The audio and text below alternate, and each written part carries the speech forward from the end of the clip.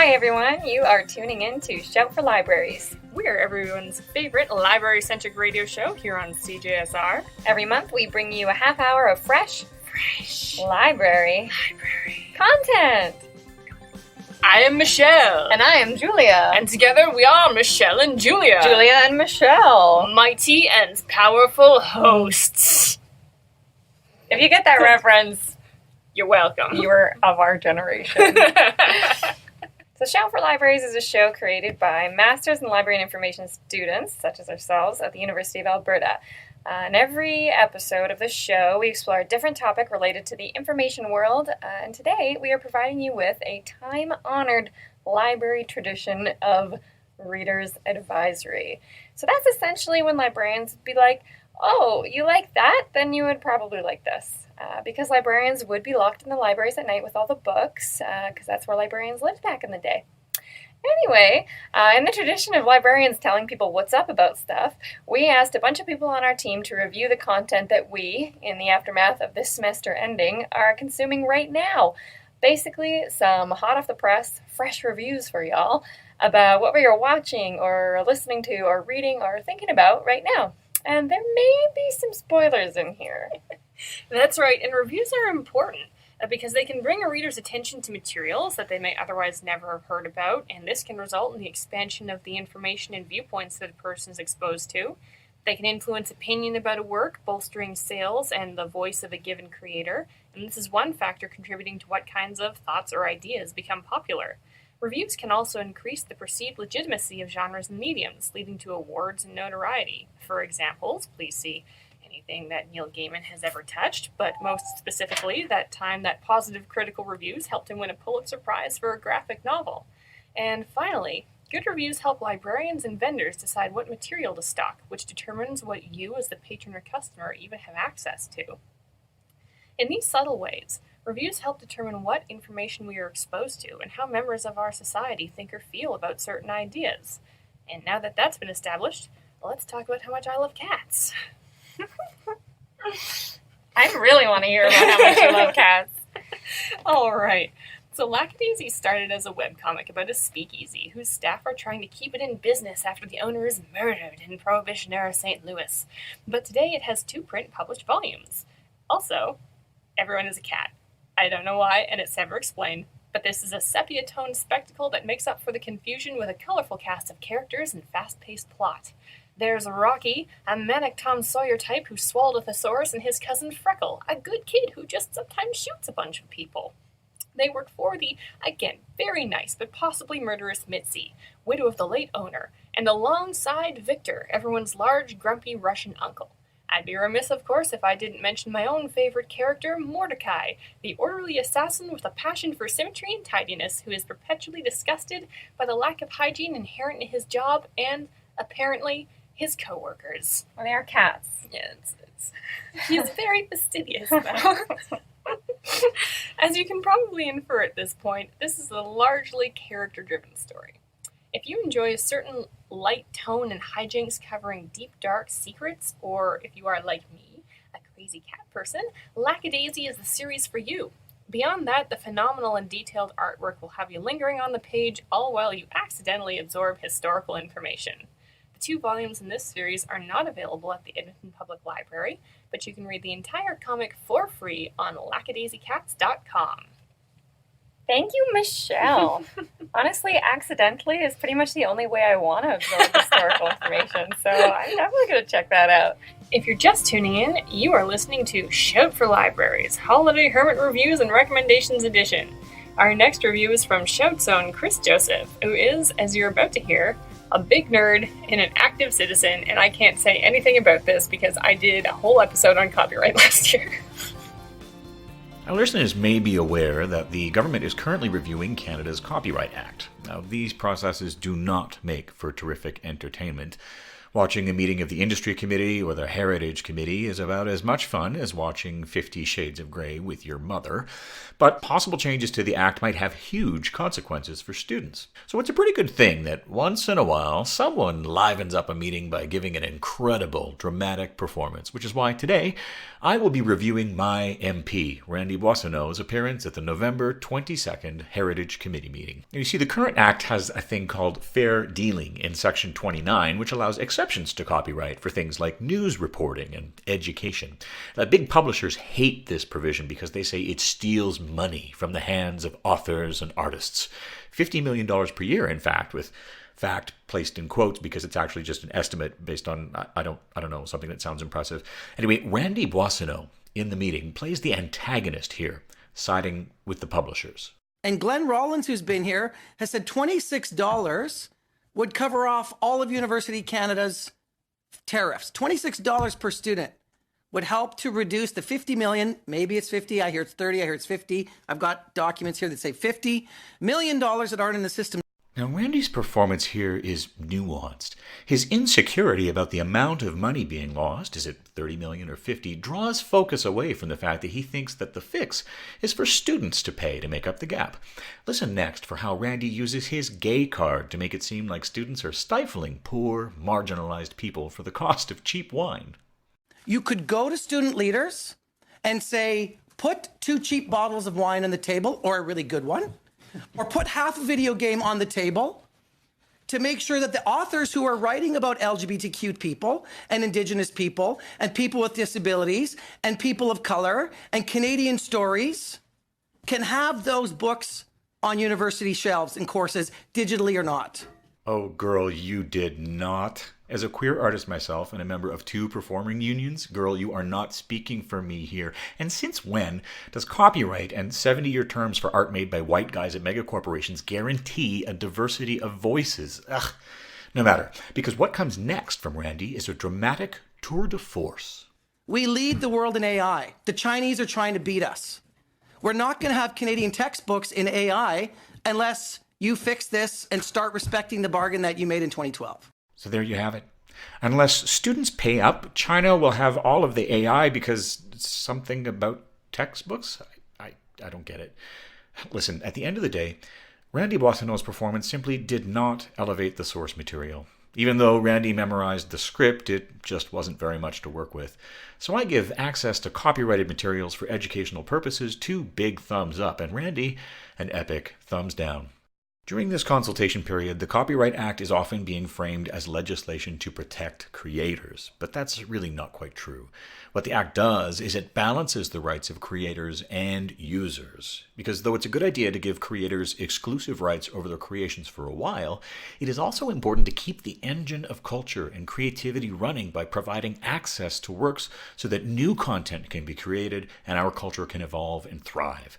Giving authors money does not increase the audience for marginalized voices in this country, but giving students access to those voices as part of fair dealing during their education creates a culture that hungers for those voices, and that is when those artists will enjoy the benefits of copyright. If you want to turn someone into a rabid reader, let them read. The sequel to the Copyright Act might be released as early as next year. For Shout for Libraries, this is Chris Joseph.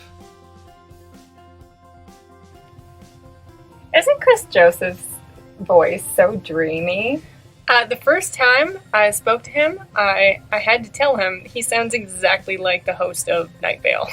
Honestly, I could listen to that man talk about copyright all day long. Thanks, Chris. And now let's dive into the medium of music with Kendra's review of the album Myth by Lonnie Holly. Hi everyone, my name is Kendra and I am an editor and interviewer here at Shout for Libraries. One of my favorite ways of experiencing the world is through sound and music. So I thought I would share with you an album that has been incredibly important and influential for me in the last year. So the album is called Myth, M-I-T-H, by Lonnie Holly. It was put out by Jaguar Records in October 2018. So Lonnie Holly is a 68-year-old multimedia artist from Alabama. Holly didn't actually start recording music until the age of 63. And now that he is 68, he's put out 3 albums, with Myth being the most recent. So Myth is a 10-song album. It is deeply conceptual, but non-linear in its exploration of labor and love, violence and beauty, in the past and the future. I would describe it as an auditory Afrofuturist exploration of being Black in the United States. I would say that as a white person. That's how I interpret that. Of encountering state violence that continues from iteration to iteration, but is always about policing Black, non-white bodies. The album is deeply embedded with themes of time and space travel, imaginative possibilities for alternative realities to white supremacy, ancestral spiritual connections. Holly is deeply visionary in his presentation of the past, the present, and the future. Through his lyrics, experimental horn sections, ethereal astral sonic projections, vocal proclamations that range from a soft hum to like a deep growl, almost yell, he really demands that we not only listen to the words, but the feelings behind the words and the sonic landscape that nurtures or holds those words. So, to me, this album requires that you listen to it with your entire body. And I think this is also important because the album itself speaks to the physicality of Holly's worlds. He really asks that we tap into the connection of our bodies, of the way that we move in our bodies, the ways that we dance, we shake things up, we reclaim or release space. In his final song on the album, Sometimes I Just Want to Dance, he reminds us of the healing power of moving up and down and shaking things around, and doing this together with each other. Having said that, Holly spends as much time in this world as he does in others. In my favorite song on the album, Down in the Ghostness of the Darkness, he speaks to the depth of lived memory and ancestral connection. In How Far Is Spaced Out and Coming Back, he reminds us of other planes in which beauty can exist and speaks to the feeling of being tethered between them. So while critics have spoken to the absence of tunefulness in his songs and in his vocals, and I wouldn't disagree, I actually think that the dissonance in his voice and in his vocals is central to the feeling of the album. I don't think this album is supposed to be easy to listen to. Just like racism and slavery and police violence also shouldn't be easy to listen to. However, I think there's something more going on here, which I think might be that hearing about or experiencing or feeling these like alternative ways of being are kind of difficult for us to grasp. And that those feelings within our bodies can sometimes challenge what we think is like good or right, sonically and otherwise. So to me, I think one of the most important things about this album is the way that Holly reminds us of alternative ways that we can evoke emotions such as grief and healing and hope through sound. So I would really encourage all of you to listen to this album with headphones. I think that we're really, really lucky to be blessed with such like a visionary projection for the future and a deeply like prophetic exploration of the past and present. And I'm going to go out on 30 seconds of Down in the Ghostness of the Darkness. I hope you enjoy the album, and thanks for listening. In the ghostness of darkness, be not afraid. They're all around me.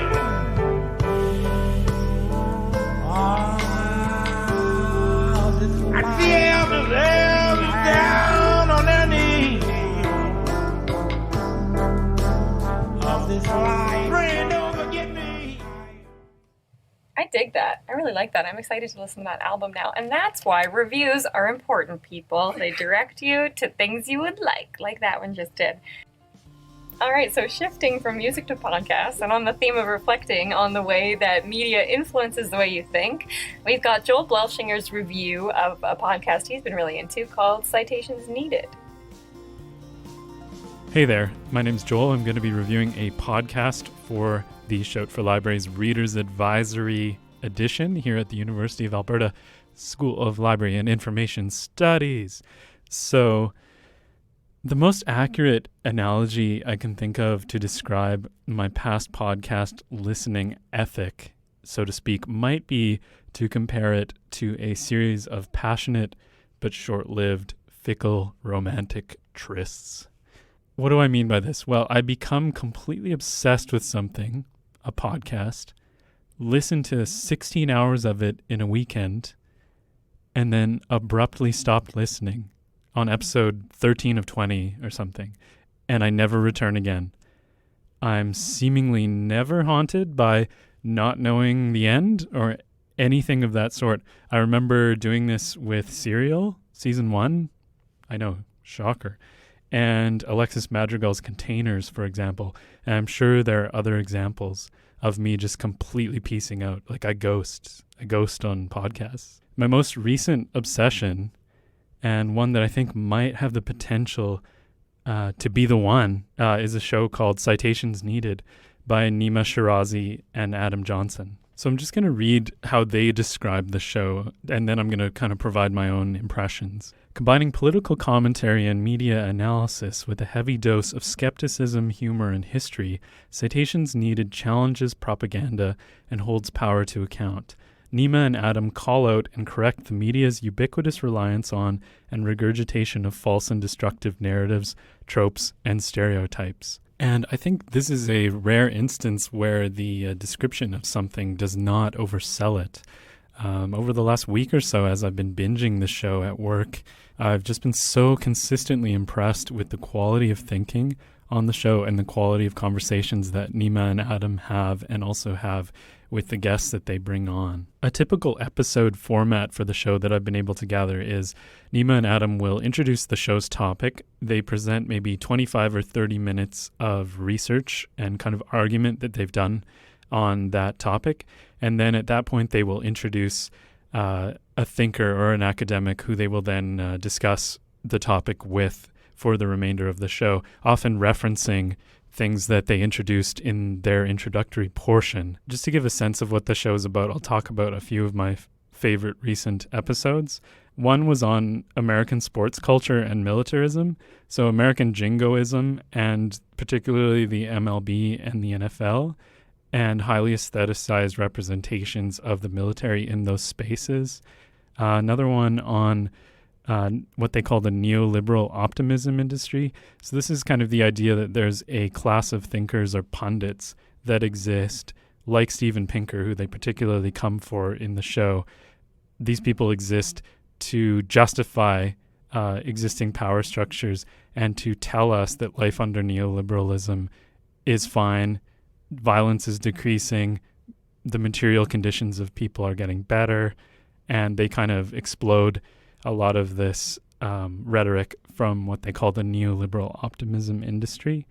Another one that I loved actually, was how the West Wing poisoned the liberal mind.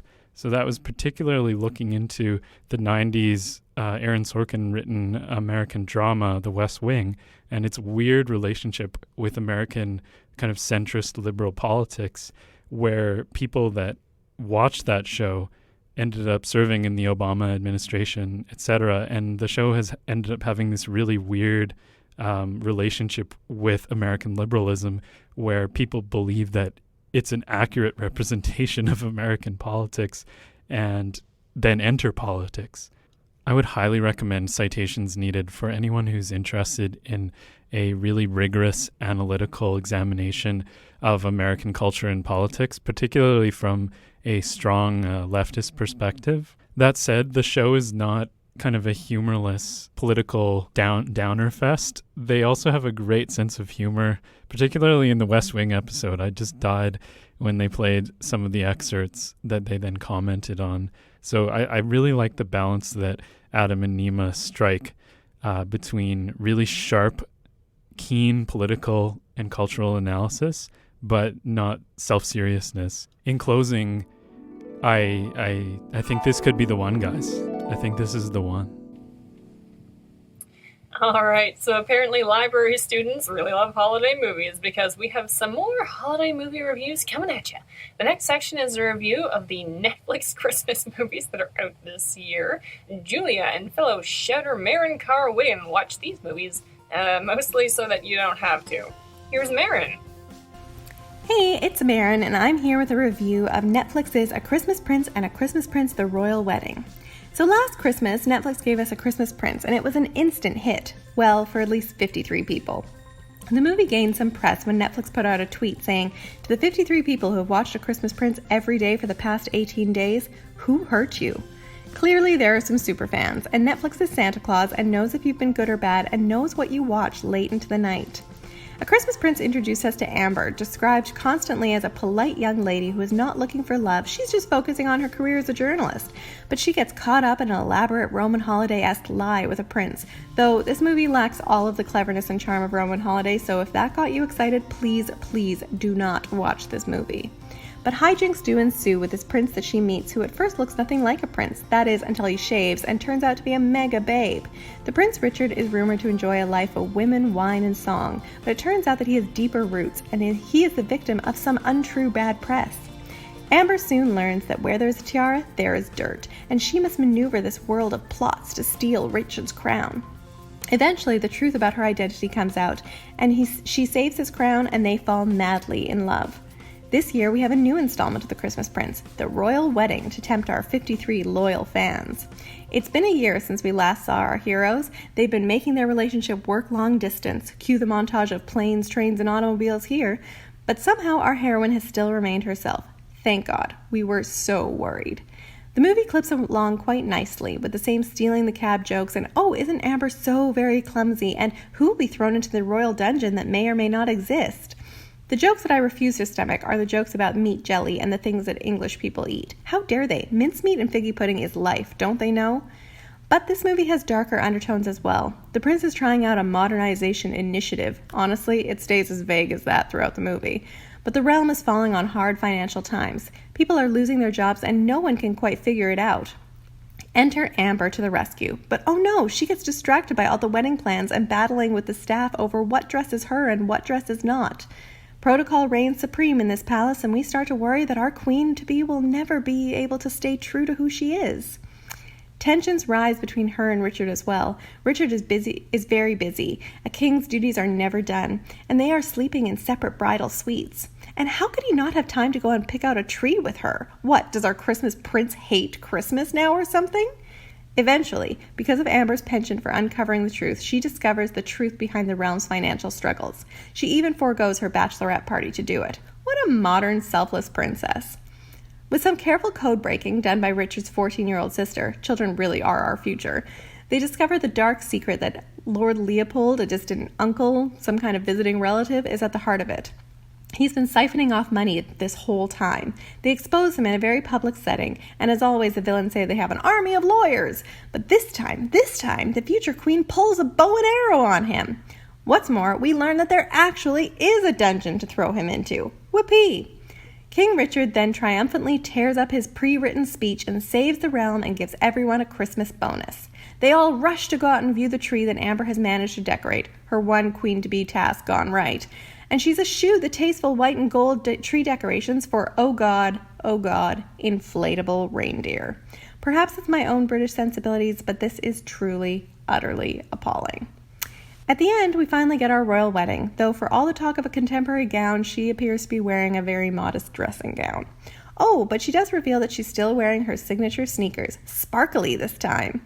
Oh, and it looks like we might have another royal wedding in our future as Richard's mother catches the bouquet. Though it will no doubt never be as dope as this wedding, the big dance finish is a conga line. I imagine that they think that they are being very edgy with this choice, but rumor has it that Meghan and Harry had them beat with a beer pong table at their royal wedding that puts their pathetic conga line to shame. I'm sure we have not seen the last of the Christmas Prince series, though they get worse and worse. I'm sure that we can count on them for years to come. What troubles will our heroine overcome next Christmas? Stay tuned. So that was Marin's review of the Christmas Prince series. I also reviewed a Netflix Christmas movie. I saw The Christmas Switch with Vanessa Hudgens on Netflix. And my review is don't. Just don't. You are better than this, listeners. That's my Christmas gift from me to you. Don't watch A Christmas Switch because it is actual garbage. And I did it for you, and you're welcome. If you're just tuning in, this is Shout for Libraries on CJSR, and you're a little bit late because that's it for today's show. If you have a review or recommendation for us, you can visit our Facebook page at Shout for Libraries or tell us on Twitter at Shout4Libraries. Once again, this has been Julia and Michelle, and we've been your hosts for this half hour of library-centric radio. Catch us on the next episode of Shout for Libraries.